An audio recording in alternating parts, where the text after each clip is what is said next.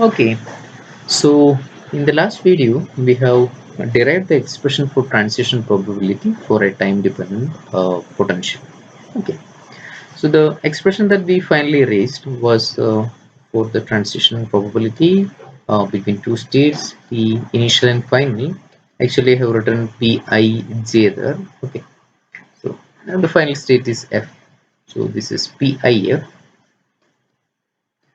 1 by h cross square, and you have a time integration. Okay, you have to take the modulus of a time integration which is starting from t naught to t, and the first thing is psi f. You have your time dependent potential psi I, square of that, and you have also e raised to I omega I f t. This was over some t one I have written. Okay, dt over whatever some dummy variable such that we can take the t as our upper limit, square of it. So this was a, expression that we derived in the last class. Now we have to solve this for a particular case, and the most simplest case is the constant potential. That is, the potential is actually not having any time dependence. So we will do today for constant potential. For constant potential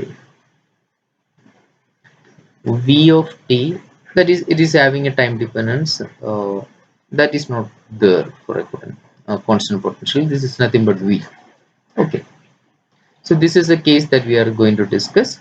So this is something like initially you have a Hamiltonian h naught, and at some point, in addition to that, a new component came, but that component is not having any time dependence. It is keep on continuing like that. So there is a change at some point from h naught to h. That h is nothing but h naught plus v. Okay, so this is a case that we have to discuss now. So it's a straightforward exercise actually, nothing but to do the integration. Okay, so you know the v here. Now when you substitute for v of t, the new v, which is time independent, you need not to put the this quantity inside the integration. You can take it outside. Okay, because it is not having any time dependence, and a time dependent integration has nothing to do with this. Okay, so let me do that now. PIF will be obtained like 1 by h cross square. I'll take the term outside, psi f v psi I square, and I have a modulus integral. Okay, my time I'm starting here from 0 to t,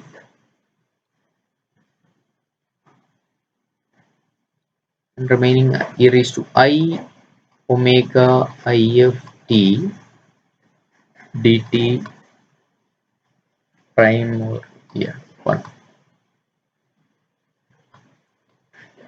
Okay, so this integration we have to do, and this is 1 by h cross square psi f v psi I square, and if you do the integration, it's nothing but an exponential function. It's going to be e raised to I omega if t divided by omega if, and you can give the upper limit t here on this expression. When you're giving the lower limit, it will become just 1. So this is going to be e raised to I omega if t minus 1 divided by omega if, and the entire thing square. Okay, now what else? Now again I have to take the square of this term, and this is a complex quantity over here, so I have to multiply it with the complex conjugate. So this will become 1 by h cross square psi f v psi I square, and taking the, okay, let me write this omega if square separately along with this omega if square. Okay, so there is no change for this term. This is the only complex term over there, so I'm just multiplying that. E raised to I omega if t minus 1 e raised to minus I omega if t minus 1. Okay, multiplying that. So this quantity with this quantity, it will produce 1. This quantity with this, it will be producing this quantity themselves. And if you do the 4 different multiplication, this is going to be e raised to, okay, first term is 1, and you will be having a term involving e raised to I omega if t plus e raised to minus I omega if t plus one more one, and that will be adding along with the already existing one. It will become 2. This will become 2. Okay.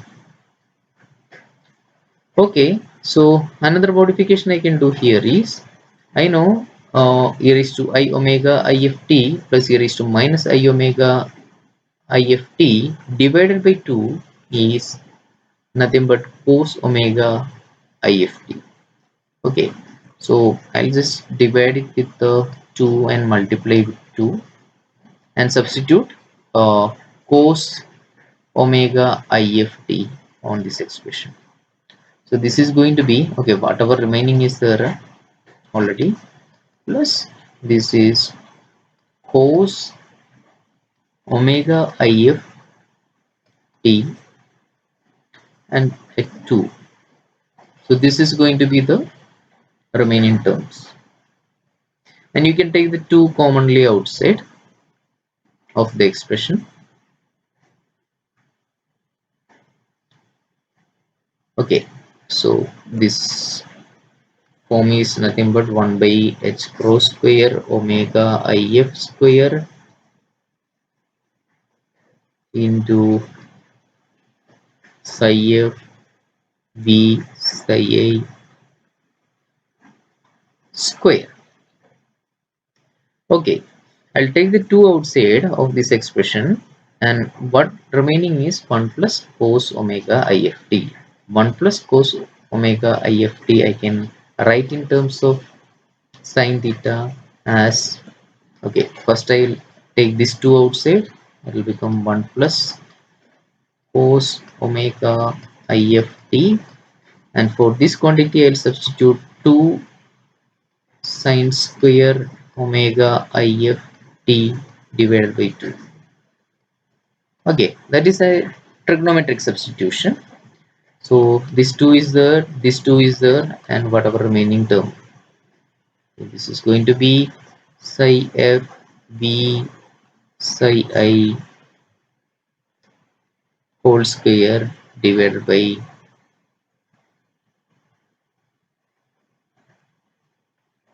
h cross square omega if square. So that is your transition probability equation, which is VIF is equal to 4, 2 into 2, 4, psi f v psi I divided by h cross square omega if square sine square omega if t divided by 2. Okay, So this is the expression, and what you can see here is that the probability or the transition probability expression is actually a sine square in time. Okay, so this is kind of uh, acceptable for us because it's a probability after all, and that is coming as a square of sine. Square of sine is going to be positive, going to have only positive values. So our consideration about the probability that it has to be positive is valid in this case. Okay, so just to verify that thing. Okay, so we can do one thing here. We can plot this probability expression in terms of time, and this, if you draw that, it will look something like, in the x-axis I'm taking time. Okay, this is time, and this is your transition probability PAF, and that's nothing but in time. This quantity, these are time independent quantities for this is also time independent, and all these quantities for fixed time omega if is also going to be same. So I'm taking for any particular time, this entire term is nothing but a constant, so a constant multiplied with a sine square function. So this is going to be a sine square function,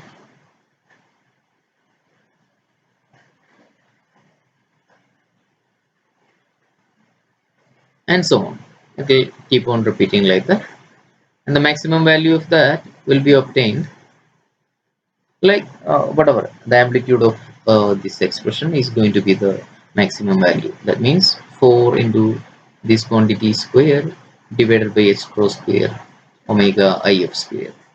So this is a magnitude or a maximum value on this plot. Okay, so anyway, that is not important for us. What is important for us is the diagram which is connecting the transition probability and the omega if. So we will draw between omega if and the transition probability, and in this case the difference is that it's not just a sine square function in omega.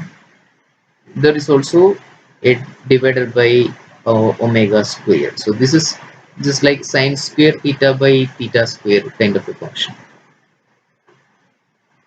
So if you plot that here, unlike in the case of time we have only positive values starting from 0 here. But in the case of omega, when you're plotting, you can take both positive as well as negative terms. So I'll take the origin here. Here, this is the origin. Here I have omega if, omega if.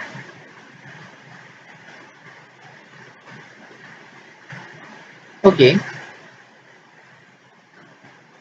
So what happened for the function sine square theta by theta, sine square theta by theta, limit theta tends to 0 is equal to theta square. Okay, this is equal to 1. That means whenever your omega if, here we have omega if instead of theta. So whenever your omega if by 2 or omega if itself is going to 0, that time this function is going to have the maximum value, and that is going to be at this point. And this is actually something like decreasing as a sine square function, and you can see the another involvement of omega here. So whenever the omega is increasing, as the omega increases in this expression, your probability will be getting reduced. So when you're going to the RHS, omega is increasing and the probability is going to decrease on that basis, and it will further reduce like that. Here also same, it will reduce, reduce, etc. So it's just like a single slit diffraction pattern kind of. So that is a way your probability is getting changed. This is your PIF. Okay, transition probability with omega IF. Okay, so here this corresponds to omega IF equal to 0. So that is a point where you have a maximum transition probability, and as you go further away from this value omega IF equal to 0, your transition probability is getting reduced drastically, and it will eventually reach 0. Okay, so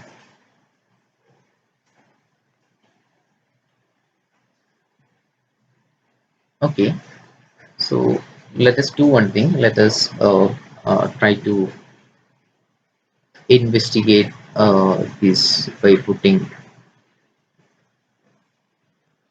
some numbers. Okay, so you can see that the transition probability is maximum whenever your omega is close to 0, that is omega IF is approximately 0.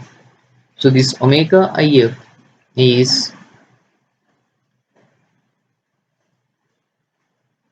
nothing but the frequency, or you can write h cross omega IF as EF minus EI. That is a change in energy, right?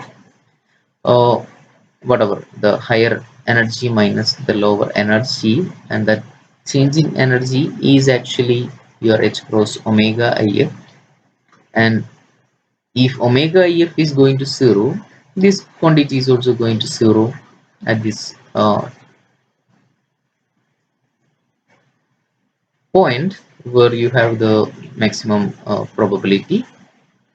And if that is the case, this is going to be 0, then EF is approximately equal to EI, or it means that the energy that we have, uh, or the transition between two states, both of them are having similar energy, then you have a maximum transition possibility for the case of a potential that we have taken, that is a constant potential.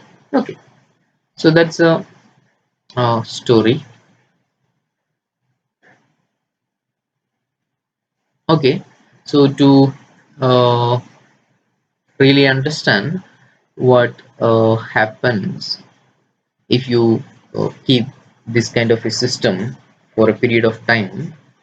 Okay, right now in this plot, what we have shown is that it's for a particular kind of time. For let's say after 10 minutes, what happened for the system, the transition probability with the uh, angular frequency, what happens. This is what we have seen. So what we are interested to do now is we want to uh, observe the system after a long time. So we are coming back to the system and observing it after a long time, and what happened for the system, what kind of change is going to happen for the system. So to understand that, we have to convert the okay, we have to understand what happened for the what width, uh, probability, and area, what happened for these quantities with time. So this is something that we have to understand, uh, and for that we actually know the equation connecting omega and time. This is nothing but 2 pi by t, or d. Okay, we take delta omega is obtained by 2 pi delta t. Okay, so in this plot, if you are taking a delta omega, uh, that corresponds to the width of this diagram. So that is actually inversely proportional to the time. So if you uh, increase the time significantly, that will reduce the width corresponding to that. So as you increase the time, then this will keep on decreasing the width of this state. Okay, so that is regarding width. What about the probability part? What happened for the probability? The probability expression is actually having a 1 by omega if square factor.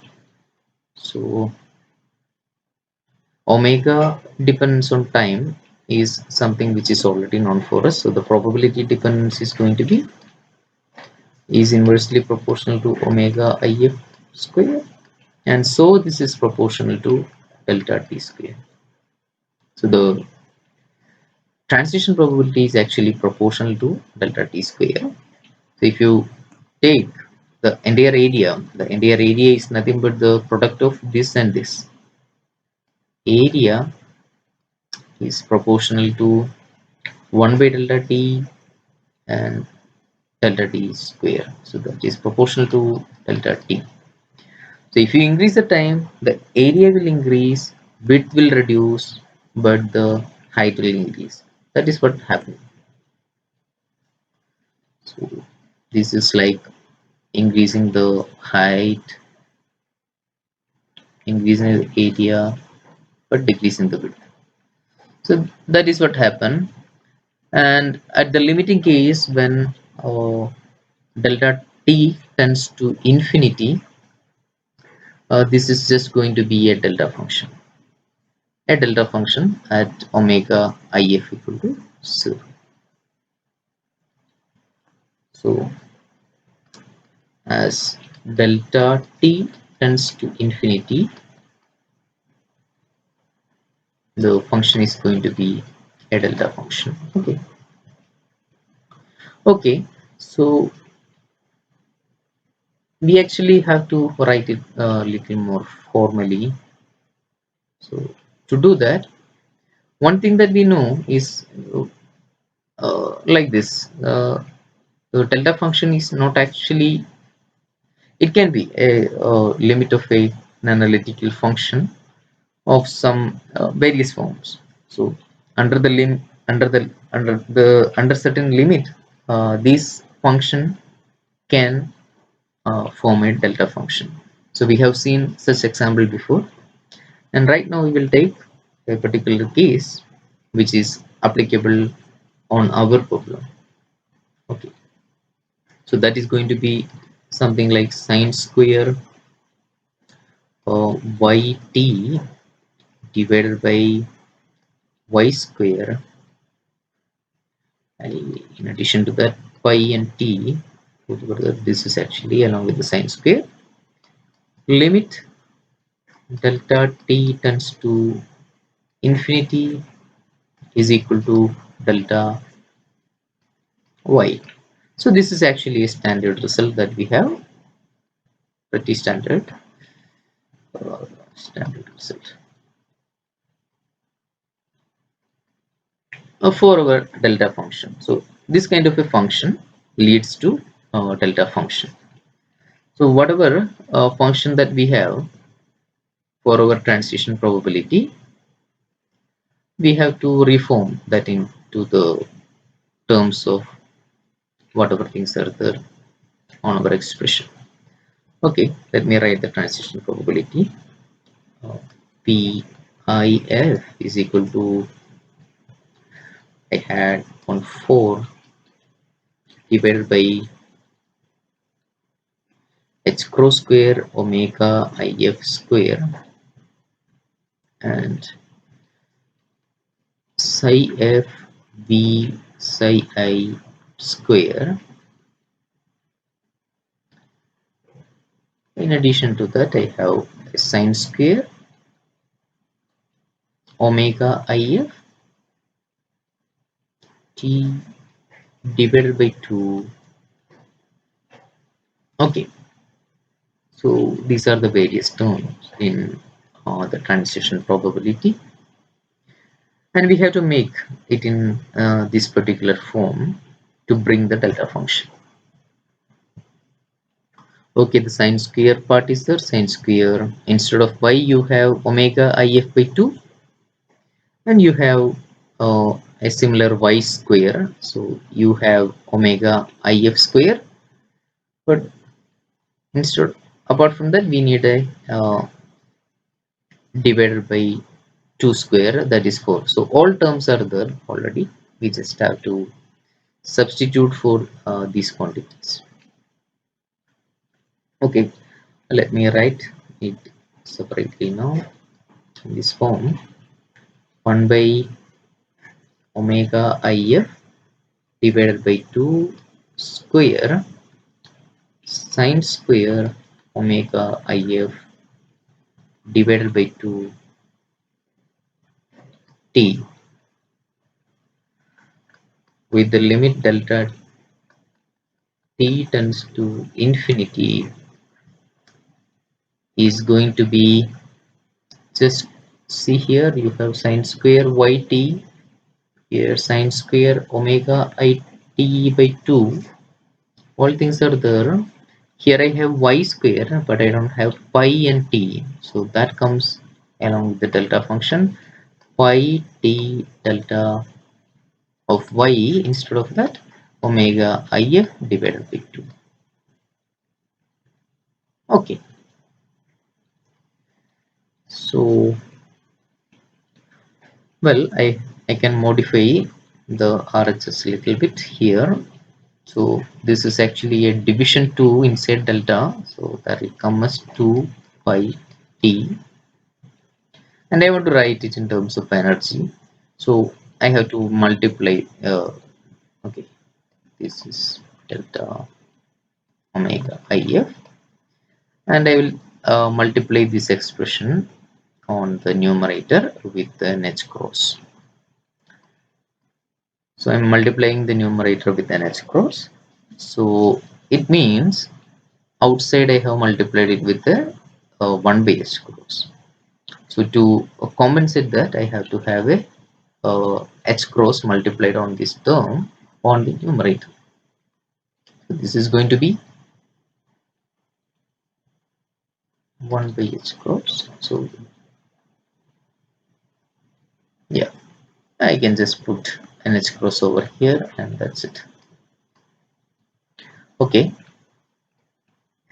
so this quantity is equal to this quantity, and instead of this quantity I can substitute this quantity on my expression for transition probability. So this I will write it as delta function. Inside that I will write 2 pi t h cross delta of ef minus ei. All right, okay, so now just substitute for PIF. EIF is equal to that 4 has gone, psi f b psi I divided by h cross square was there, omega came along with this, then sine square came along with this, and nothing else. So we just have to substitute this 2 pi t h cross delta ef minus ei. Okay, so 1 h cross will cancel from here, and what else remain is nothing but 2 pi t divided by h cross psi f b psi I into delta ef minus ei. So this is the transition probability for a constant potential. Okay, so this is kind of a useful result for us for comparing it with another case that we are going to discuss, that is a harmonic potential. Okay, one more definition. Okay, you can find out, this is actually the transition probability, and you can find out the transition rate from this, which is usually represented by gamma. It can be written like transition probability divided by t, and in this case if you divide the entire expression with the t, it will become 2 pi by h cross psi f v psi I forgot the square of this term, all are having square, delta ei, sorry, ef minus ei. Okay,